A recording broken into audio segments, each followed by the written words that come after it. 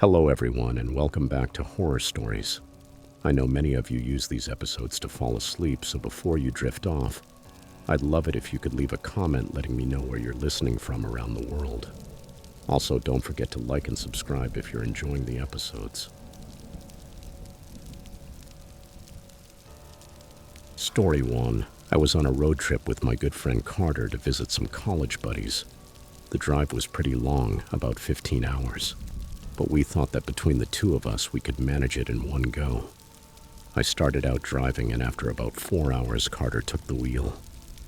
The plan was for me to sleep while he drove, but I just couldn't. For some reason, I never managed to get comfortable. So when it was my turn again, I was already exhausted. More tired than before he had even taken over. Even so, I was able to keep my eyes open and stay alert to the road. But somehow I didn't notice the gas tank dropping too low. We were in Carter's old Chevy, which didn't have any modern technology to warn you when fuel was running low. It only had a gauge, which I hadn't even looked at. It wasn't until the engine started jerking that I realized that we had completely run out of gas. Carter woke up immediately and started searching on his phone for the nearest gas station. But barely 30 seconds later, I had to pull over on the highway because the car wouldn't accelerate anymore. I felt like a complete idiot. And to make it worse, Carter told me that the closest station was 4 miles away. We were practically in the middle of nowhere, surrounded only by flat plains with not a single vehicle in sight. We talked for a few minutes about what to do, but Carter eventually decided to walk to the gas station and bring back a can of fuel, while I stayed behind to watch the car. Maybe it wasn't the smartest strategy, but it seemed like a waste to call a tow truck and pay about $200 just for a little bit of gas when it was still a reasonable walking distance.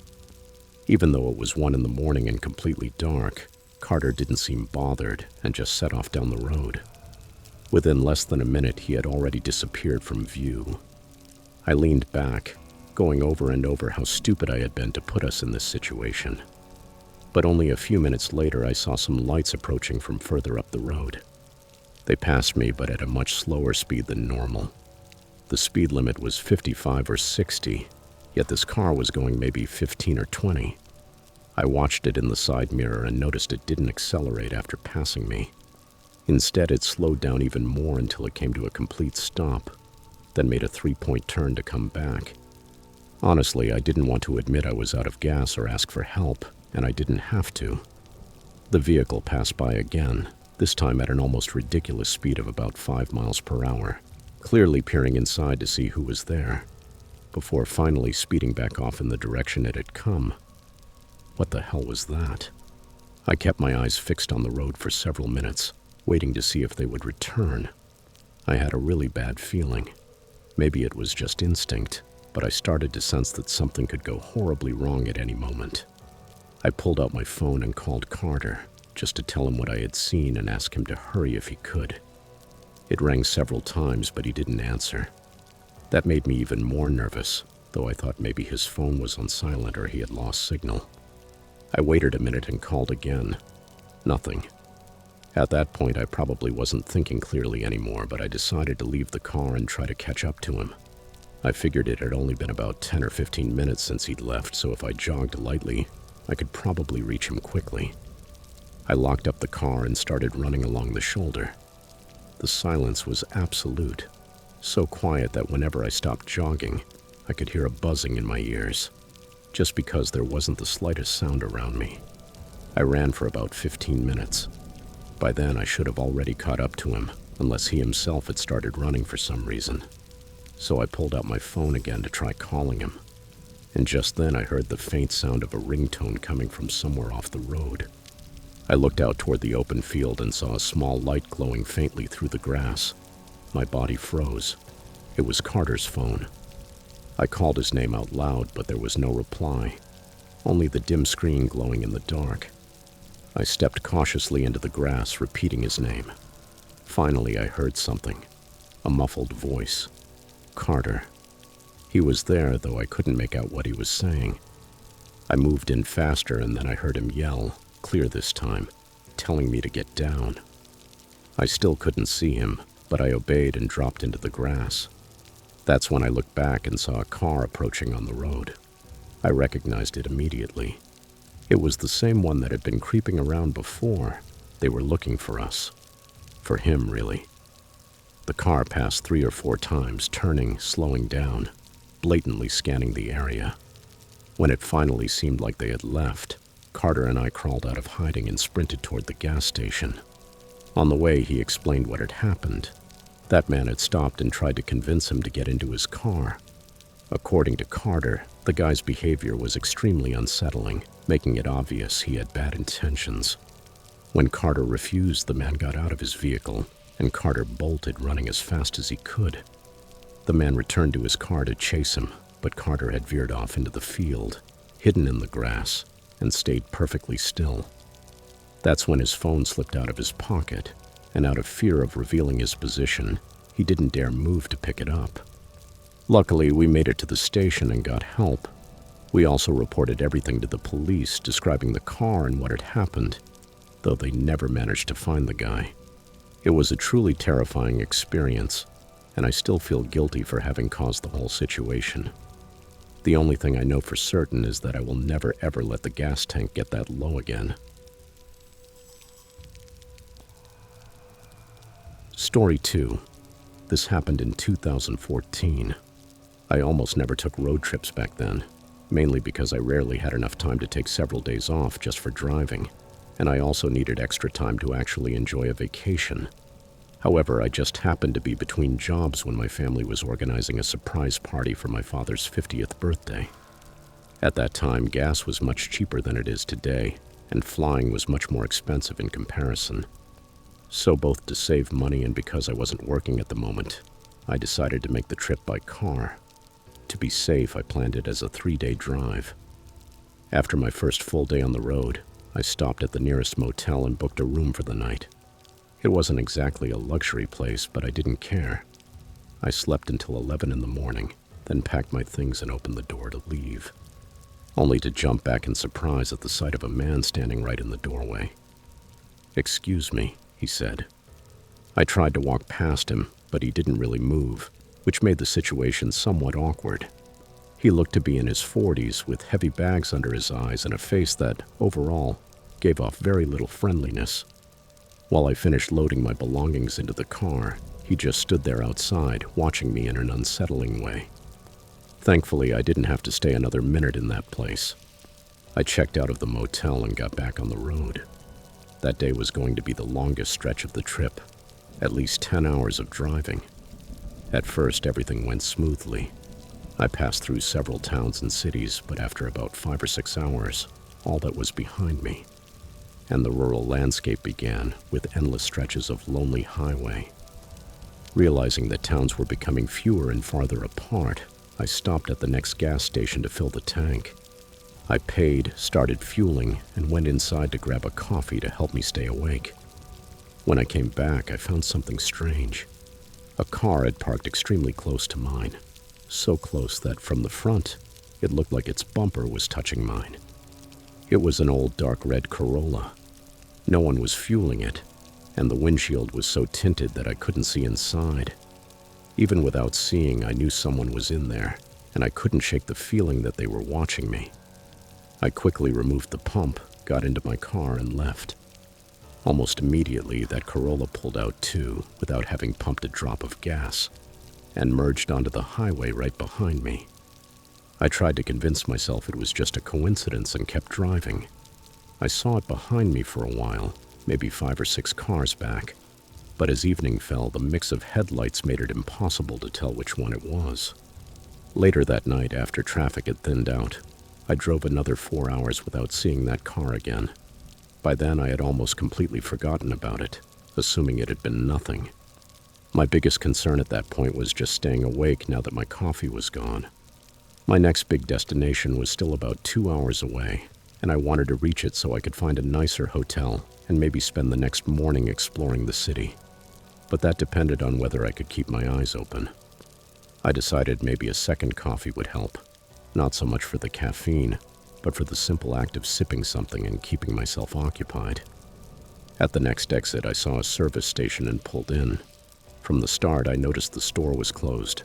disappointing, but since I was there, I figured I'd refill the tank anyway.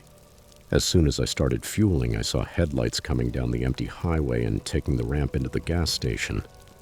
The place was already eerie on its own, isolated, surrounded by darkness, with only a few exterior lights shining dimly. But when I recognized the approaching car as the same red Corolla from earlier, my heart started pounding. I couldn't shake the thought that I was really being followed. I hurried to remove the pump and put it back, but the car sped in without even slowing at the pumps, pulling up right next to my driver's side door. I barely managed to get inside when the passenger door of their car flew open and a man came running straight toward me, trying to open my door without hesitation. It only took an instant to recognize him. It was the same man from the motel. Those strange eyes made my blood run cold. I started the car immediately. When he realized my door was locked, he stopped yanking at it. I glanced at him for just a second before pulling away, expecting to see anger or frustration on his face. But what I saw was much worse. He was grinning from ear to ear, as if the whole thing amused him. Pure madness. I floored it back onto the highway and didn't stop until I reached the city. Thankfully, I'm almost certain they didn't follow me this time. What still terrifies me even today is that the man had gotten out of the passenger seat. That meant someone else had been driving, and that both of them were involved in whatever they had planned. They had followed me for over 10 hours since that motel. And the most disturbing part is that maybe they had been following me since the day before without me even knowing it. Even though it's been a decade, I still can't forget that road trip. Story 3. A few years ago, when I was in college, I was driving back home to spend winter break with my family. The trip was nearly across the entire country, which meant several consecutive days of long, nonstop driving.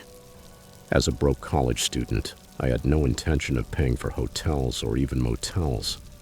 I just packed some blankets in the back seat and decided I would sleep wherever I could, whenever exhaustion forced me to stop. Around 1 a.m., after driving 11 hours straight, I finally had to give in.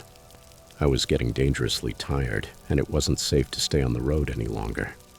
I pulled into the next rest area I could find. It was one of those small pull-offs right on the side of the highway, with space for just a few cars or trucks. There was a small building that looked like a restroom and a couple of vending machines. There was only one other vehicle parked all the way in the back, so I parked on the opposite side for some privacy. I got out to stretch my legs and use the restroom.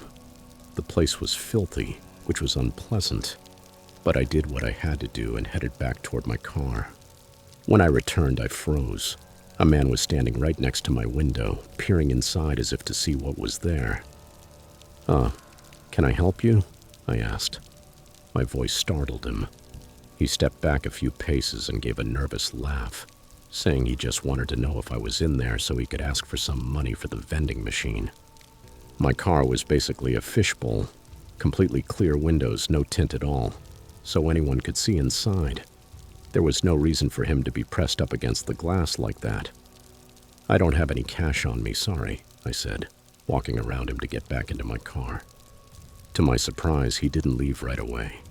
In fact, he tried to start another conversation, asking what I was doing out there at that hour. "I'm on a road trip. Sorry, but I need to sleep. I can't chat right now." I cut him off. I climbed into the car and he gave me a small apologetic wave before walking back to his own vehicle and getting in. That calmed me a little. At least he wasn't some random drifter wandering around. He actually had a car. Honestly, I was so exhausted that I didn't have the energy to be properly creeped out or to question what he was really up to. I just wanted to sleep. Looking back now with a clear mind, I think the smartest thing would have been to leave immediately and find another place. I shuffled the mess off the front seat, tossed everything into the back, reclined as far as I could, and tried to get comfortable. I had barely closed my eyes for a few minutes when I noticed lights moving outside my car. I opened my eyes and saw in the rearview mirror that the man had moved his vehicle directly behind mine. I just stared, trying to figure out why he would do that. But once I realized how strange it was, I decided it was safer not to risk it. I sat up, started the engine, and got back on the highway. cursing under my breath at the hassle this guy was causing me. The problem was there weren't many stops along that stretch of road, which meant my decision cost me at least another 30 or 40 minutes of driving, and I was utterly exhausted. My eyelids kept shutting on their own for a second or two at a time before snapping open as I realized I was nodding off. This happened several times until I finally found another rest area. It looked a lot like the last one, except this one was clearly abandoned or out of service. The building was sealed off with tape falling apart and covered in graffiti. Still, it was a place to stop, and I figured it wouldn't hurt to sleep there for a couple of hours. Maybe it was because I was too tired, or maybe because the silence of the place gave me a strange sense of peace, but I fell asleep almost instantly. I slept for a while, actually. I think from about 2 a.m. until 4 a.m., until I was jolted awake by a loud bang against my car. The whole vehicle shook as I tried to understand what was happening. I looked in the left rear-view mirror and saw headlights from a car parked directly behind me. Then I turned to the right and saw a man standing next to my car with a metal bat. He swung it again, shattering the back window. I kept shouting, "What the hell?" over and over while frantically searching for my keys to start the engine. The man came closer to the passenger window, and that's when I recognized him. It was the same guy from the first rest area. He had a twisted smile and started mocking me, repeating the word liar again and again while smashing my car, staring at me with that disturbing grin. I had no idea what he meant, but I managed to get the engine running and sped away before things could get any worse. With my hands shaking, I dialed 911 as I drove. I met an officer at a gas station, where I explained everything and we inspected the damage. 2 shattered windows, several dents in the doors, and worst of all, a slashed rear tire that was nearly flat, which I hadn't even noticed. Another officer went to the abandoned rest area and found the glass shards on the ground, but the man was long gone. They alerted all patrols with his description and his vehicles, but nothing came of it. I ended up stranded in some small town for a few days until my car was repaired, but eventually I made it back home safe. The most terrifying part is thinking about how absurd the reason was. That man likely snapped over something as trivial as me not giving him a few coins for the vending machine, or because I refused to chat with him at 1 a.m. on the side of the highway. The fact that I could have died that night over something so ridiculous is truly chilling.